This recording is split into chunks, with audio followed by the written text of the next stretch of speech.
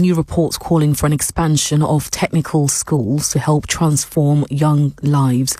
Now, reports by the Policy Exchange has been backed by former Education Secretaries David Blunkett and Gillian Keegan.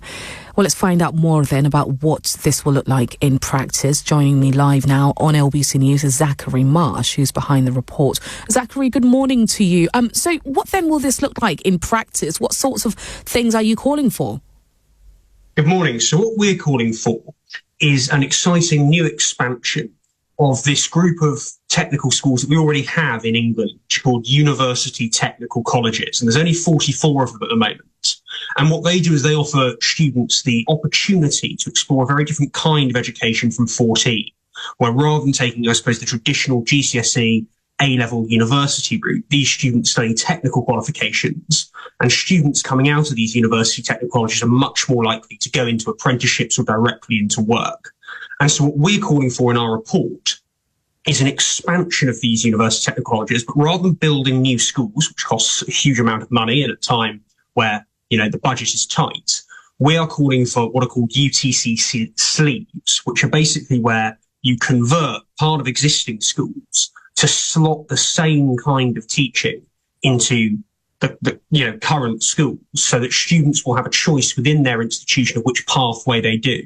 And the idea of this is that for a very small investment, we're suggesting the government should spend no more than about £32 million on this. We could unlock over the next 5 years thousands more places for students to study these technical qualifications that lead directly into well-paying work and address the really acute skill shortages that we've got in the UK economy.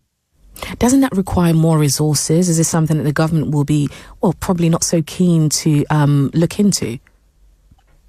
But the government has made really, really clear that they want to deliver growth. And one of the biggest barriers that we face today to growth is actually our skill shortages. So last year, 27% of all job vacancies were linked to skill shortages. It's been estimated that by the end of the decade, it's going to cost us £120 billion if we don't address the skills gaps we've got in the economy. And crucially, it's not just growth that's going to be hampered if the government don't make this sort of investment.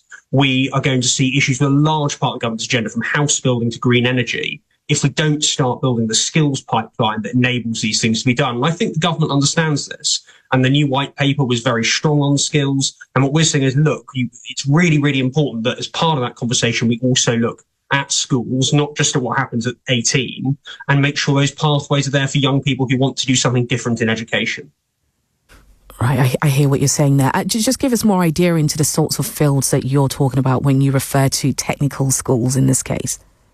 Absolutely. So UTCs, these university technical colleges, do a huge amount of different specialisms that are all based around the needs of the local economy. So we're talking about things like engineering, life sciences, health and social care. And what's really exciting, as I say, every UTC, wherever they're located in the country, is formed around local skills needs. So, for example, Silverstone UTC is all about motorsport engineering. The aptly named Energy Coast UTC focuses on green energy engineering.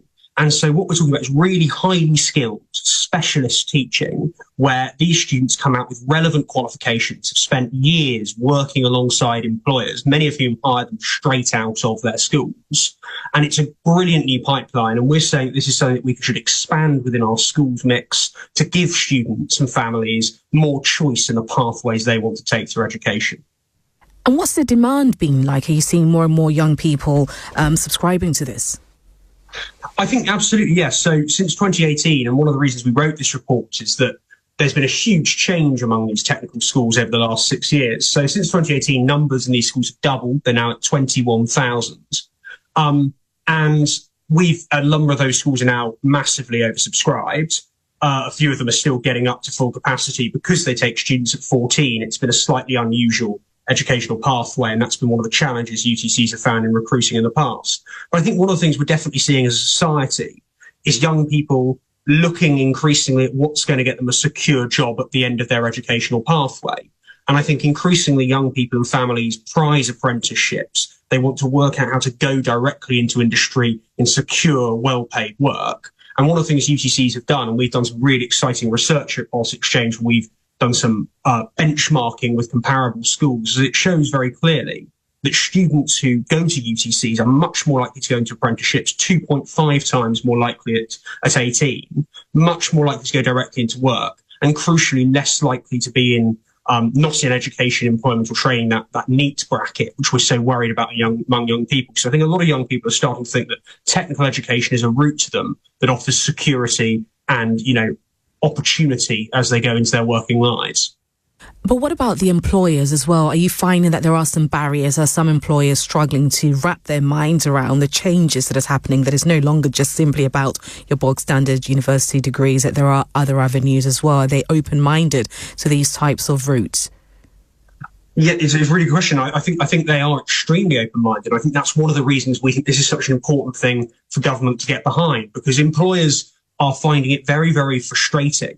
They have these acute skills shortages which are holding back their growth, their expansion, their profitability. They want to bring on young people who have got the right qualifications. And crucially, something we heard time and time again at Policy Exchange who were doing this report was that they were worried about young people being work ready and understanding what it meant to be in an industrial workplace and what jobs would entail. And they're very worried about students coming out of university that they're having to take a punt on without really knowing whether they'll align with their organisation. One of the great things about UTCs, which partner with employers, so employers are constantly involved with UTCs, they help design the curriculum, they work with the students, they give students placements, they actually hire some of the students directly out of these schools, is that employers know and have confidence that those young people get what industry is like, have the skills and experience of, in many cases, worked on some of the same machinery they'll need to do in their day jobs, and are therefore going to slot directly into their companies. And I think that's a really exciting opportunity, as we argue in the report, to build a pipeline of talent that employers are crying out for, because right now the traditional route isn't really aligning with their needs, and that's part of where these skills issues are coming from. Absolutely. The jobs market overall is changing, isn't it? The education market overall is changing. I think that we all have to adapt to that. Thank you very much indeed for your time there, Zachary. There's Zachary Marsh from the Policy Exchange there speaking to us on those new, what they're calling for the government to get behind some of these changes to expand technical schools, which they say will help to transform the lives of younger people.